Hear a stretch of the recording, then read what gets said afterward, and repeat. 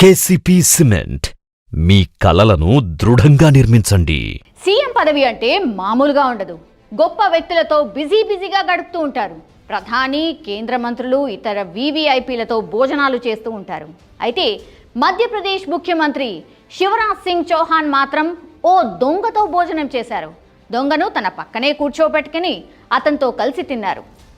April 17వ తేదీన మధ్యప్రదేశ్ రాష్ట్రం సిద్ధి జిల్లాలో ముఖ్యమంత్రి శివరాజ్ సింగ్ పర్యటించారు. ఓ కార్యక్రమంలో సామాన్యులతో కలిసి విందులో పాల్గొన్నారు. ఆ సమయంలోనే భద్రతా సిబ్బంది కళ్ళు గప్పి అరవింద్ గుప్తా అనే దొంగ అక్కడికి వచ్చాడు. అంతేకాదు, సీఎం పక్కనే కూర్చుని భోజనం కూడా చేశాడు. అయితే తన దగ్గరకు వచ్చిన వ్యక్తి కలప దొంగ అని ముఖ్యమంత్రి శివరాజ్ సింగ్కు తెలీదు. సాధారణ వ్యక్తి అని భావించిన శివరాజ్ సింగ్ చౌహాన్ భోజనం మధ్యలో దొంగ వీపును కూడా తట్టారు. అరవింద్ గుప్తా ఏప్రిల్ 10న కలప దొంగతనం కేసులో జైలుకు వెళ్లాడు. 2 రోజుల పాటు జైల్లో ఉన్నాడు. ఆ తర్వాత బెయిల్పై వచ్చాడు. అరవింద్ గుప్తాపై అటవీ చట్టం 1927లోని సెక్షన్లు 2, 26, 52 ప్రకారం చోరీ అండ్ స్మగ్లింగ్ కేసులు నమోదు చేశారు.